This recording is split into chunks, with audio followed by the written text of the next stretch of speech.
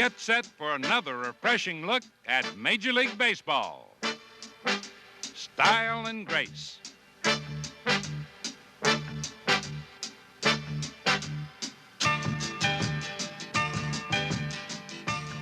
Intricate teamwork.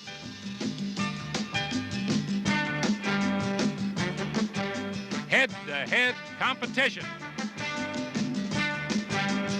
Clutch performances.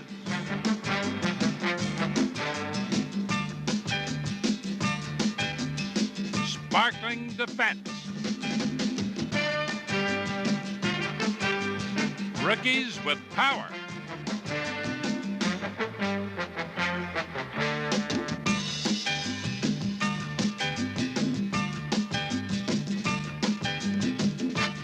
And rookies with speed. Headlines and highlights coming up next on This Week in Baseball.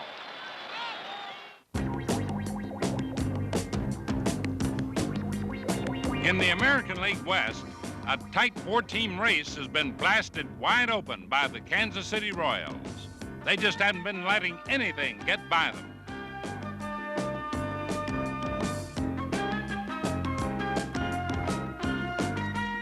Recently, KC's been the hottest team in all baseball, streaking at an unbelievable September pace. Come October, they may be too hot for anyone to handle.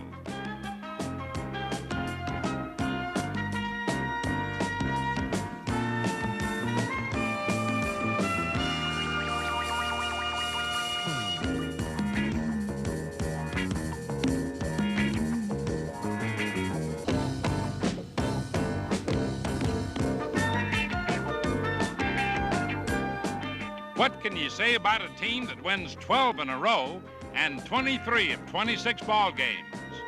Yes, the Royals are roaring toward a repeat of their 1976 divisional title.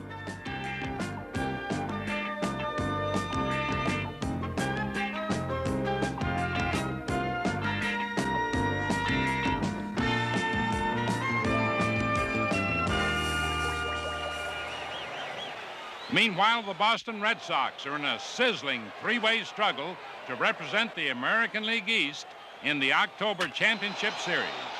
Behind the blazing bat of Carlton Fisk, the Red Sox were off on another winning streak. Fisk hit over 600 for the week, drove in 17 runs and won 5-game stretch. 4 RBIs came on this grand slam homer. Carlton and the Sox feel they were ready for their 2 big showdowns with the Yankees. 5 games with standing room only, which figured to draw nearly 250,000 people. With all the talk about the Yankee-Red Sox rivalry, they're keeping a weather eye cocked on a third team in that Eastern Division scramble, the Baltimore Orioles.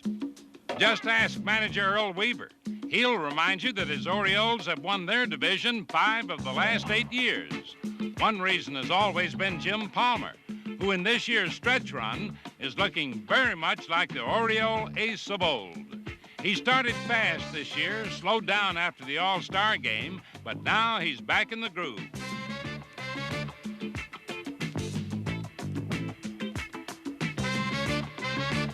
And lest anyone forget, Rudy May is having his most successful season. This week he pitched his 4th shutout for 1 win and followed that with a 2-hit victory. Oriole pitching has been consistent all year, and lately, Baltimore bats have been especially boisterous. Featuring Ken Singleton, who keeps getting better and better. He now has the best on-base percentage in baseball. Counting hits and walks, Singleton has reached base 44% of the time. And for the last 6 weeks, he's been hitting over 400. Yes, Ken Singleton has been the Orioles' main man.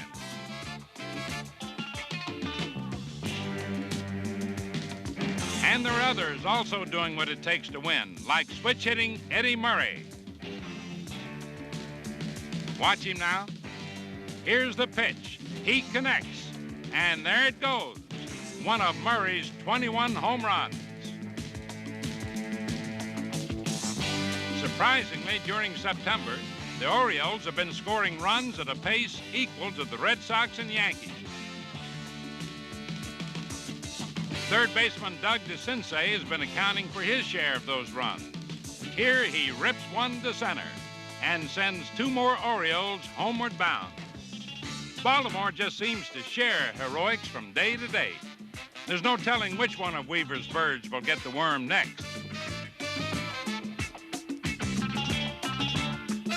How about Terry Crowley? Pinch hitting with his team down, bases loaded, he connects, and there goes a long drive, going, and it is gone. How about that? A grand slammer. Like we said, you just don't know which Oriole will hurt you next.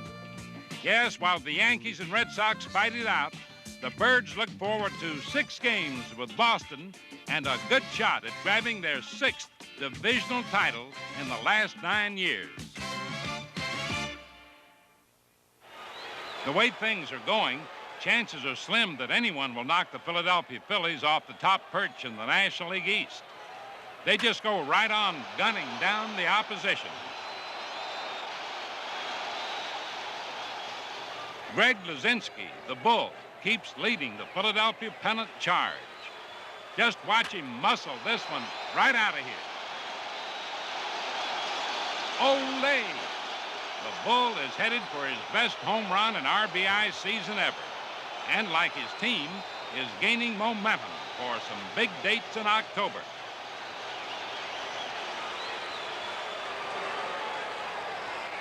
Meanwhile, the Pittsburgh Pirates keep scrambling to stay alive, but time is getting short. They fought the Phillies in some tough battles this week, going all out despite the Phils' almost insurmountable lead.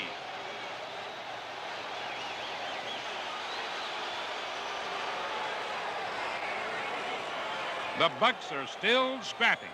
Just watch first baseman Bill Robinson on this play.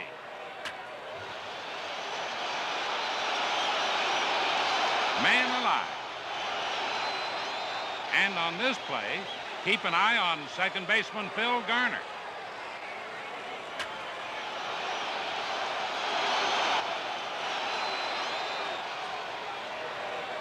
Back in August, before the Phils broke away, this was a tight 3-team race. At that time, Phil Garner told us what he thought would make the difference in the stretch run. I think the team that gets the breaks injury-wise is going to be the team with fewer injuries to key personnel is going to be the team that perseveres. Injuries did seem to take their toll. Reliever Bruce Sutter was disabled, and the Cubs faded. Sutter had been the most sensational relief pitcher in baseball at the time. Pittsburgh suffered key losses, too. Willie Stargell, veteran Pirate slugger and team leader, has been hurt the second half of the year. This early season blast was Willie's 400th career homer. And if you're wondering what the 36-year-old Stargell means to the Pirates, just ask 23-year-old pitching ace John Candelaria. Willie Stargell, he's the greatest man I ever met. I never thought a superstar was like that. You know, some of those guys are on their own little ego trips, but Willie Stargell, I hope someday I'm the kind of a man he is. And few young pitchers are the kind that you are, John. Although plagued with back problems, the Candy Man has been brilliant. See, I don't even think I've really scratched the surface yet of my ability. I'm just starting to know my hitters, and I'm starting to pitch more with my head now, and I want to see the day that John Candelaria puts it all together. Just curious to see what he can do. The most critical blow to the Pirates was the loss of second baseman Rennie Stemp, the league's number 2 hitter, when forced out with a broken hand.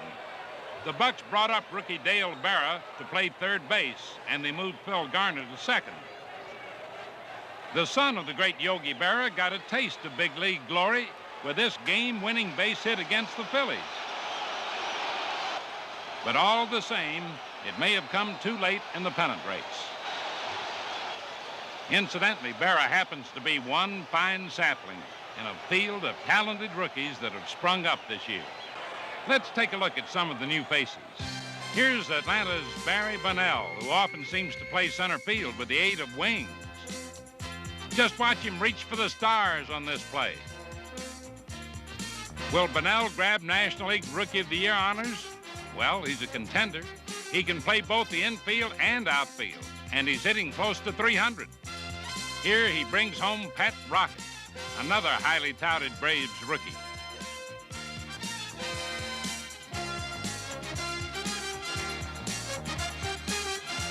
And here's San Diego's Gene Richards at bat.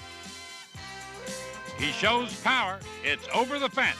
But Richards is known primarily for his base stealing ability. He's a good bet to steal 50 in this, his rookie season.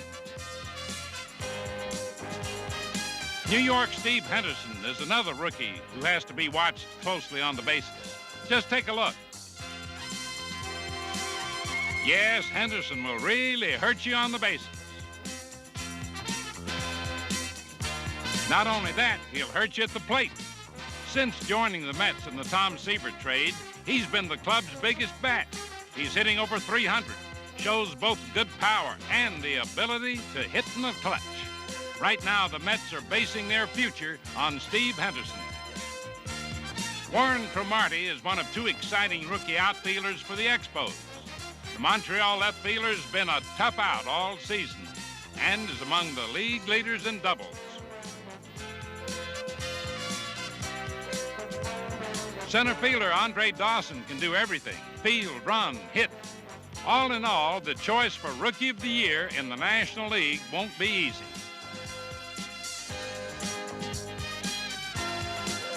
Bump Wills is one reason competition in the American League might be even tougher. A leading candidate for rookie honors, he's clearly the favorite son in Texas. And any son of Maury Wills has much to live up to, but Bump's proved he can make a name for himself. He's batting .280, fielding brilliantly, even stealing a few bases, just to maintain a little family tradition. We've been talking about Baltimore's Eddie Murray all year, mainly because he keeps getting the big hits that win ball games. The young switch hitter has plenty of power, and although not yet a .300 hitter, he's been one of the big reasons why Baltimore is still in the pennant race.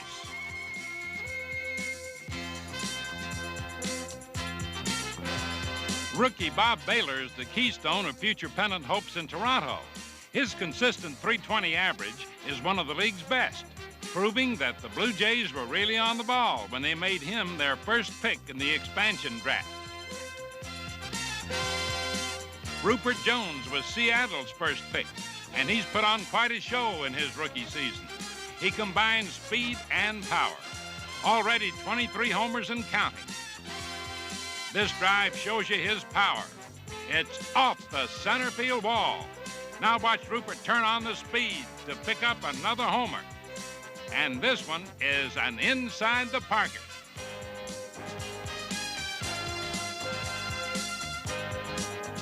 But when it comes to speed and power, few rookies have ever had it like Mitchell Page. He's become one of the finest base stealers in the game. Already set a league record of 26 straight steals. And he wields a dangerous bat, one that combines a .300 average with power and heavy RBI production. The A's built one dynasty around a young player by the name of Reggie Jackson, and they hope to build another around Mitchell Page. Rookie Steve Kemp is one reason why Tiger manager Ralph Howell is brimming with confidence about Detroit's future. The former USC star has made it big in a hurry with over 80 RBIs. Last year, Mark Fidrich was the overwhelming choice for Rookie of the Year. This year, the Tigers' 15-game winner Dave Rozema could grab the honor. League competition is tough, which makes it really hard to pick a winner when so many talented rookies arrive together.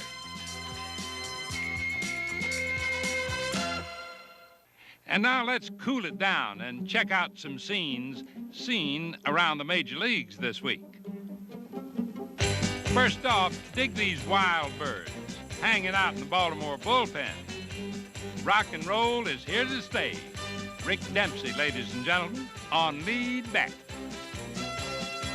And here's my friend White Sox broadcaster Harry Carey, just reeling with the feeling.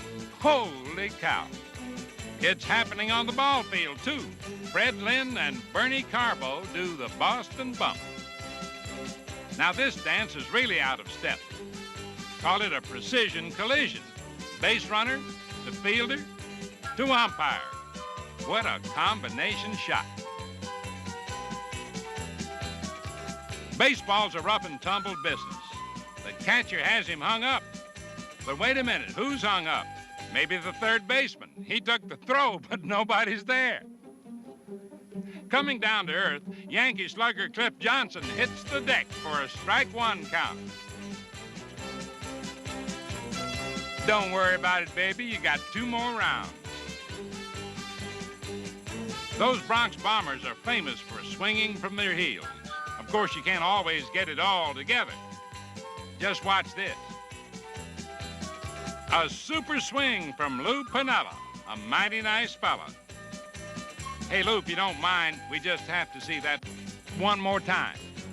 Psychologists will never divine man's inner thoughts during moments like this.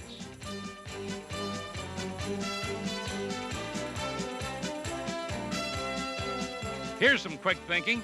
Greg Nettles sees where he's headed and says, oh, forget it. Greg happens to be one of the best third basemen in the world, but watch him here. He drifts under a pop-up and yells, I got it. Where's the ball?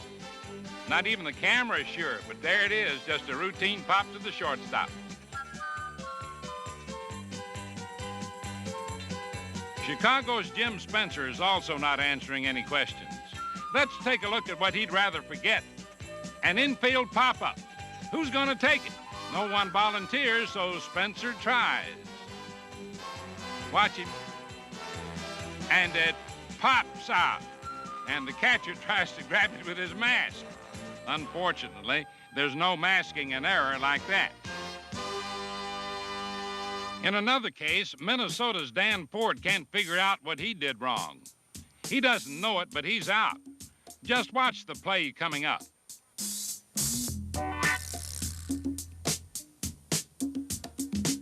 There's a line drive to left field that looks like a hit. Ford takes off from first, not knowing the ball will be caught until he reaches second. Now look at him.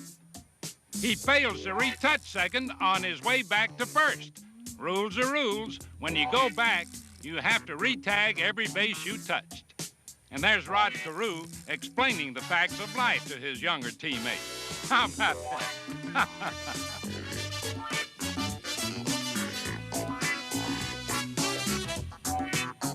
And here's one that no one can miss, though Gary Maddox won't easily believe it.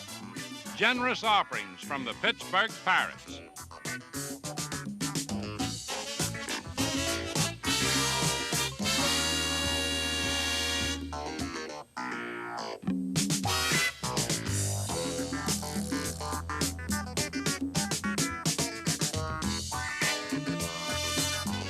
Says Gary, don't show me a scorecard, just score me the run. On a more inspiring note, with a man on, Fred Pottick bunts. Jim Palmer lets it drop. Throws to first, but runner Darrell Porter never went to second. That doesn't bother the umpire, but it does bother the Orioles. They're saying after all the ball dropped, the runner is forced to go to second. We tagged him, so it must be a double play. But the umpire claims he's fine right where he is. And he's right. Here's why. As the throw comes to first, Porter alertly waits for the batter to be out, then quickly steps back before the tag, removing the force. Thus, he's safe. That's using baseball know-how. Now let's see some players use their exciting talent. Dwayne Kuiper shows it at second base. The ball couldn't be hit any harder, but he still backhands it. How about that? No age limit on Carl Yastrzemski's talent. Watch him go down the line for this one, like sitting down for a picnic. Unbelievable. Here's a drive to another left fielder, Minnesota's Lyman Bostock. Good timing, Lyman.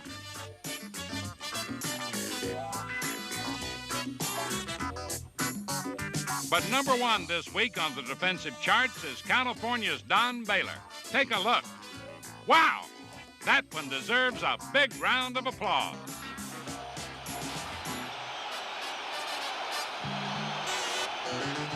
Speaking of applause, Toronto's Roy Howell sure earned a huge round of it for an amazing performance at Yankee Stadium this week. He had a fantastic day, a day to remember, as he drove in a huge flock of Blue Jays. The Gillette Special this week goes to Roy for accomplishing in one game what most players can't do in a week or more. Yankee pitchers had to wish he had never come to the ballpark. Watch this. Deep to right. It's going, and it is gone. While Toronto won a 19-3 shocker from the Yankees, Howell drove in 9 runs, only 3 short of the Major League record. In addition, Roy's bat helped the expansion Blue Jays give the Yankees their worst clobbering at the stadium since 1925. Well, that's life in the world of baseball, and about all you can ever expect is the unexpected. Bye-bye, everybody.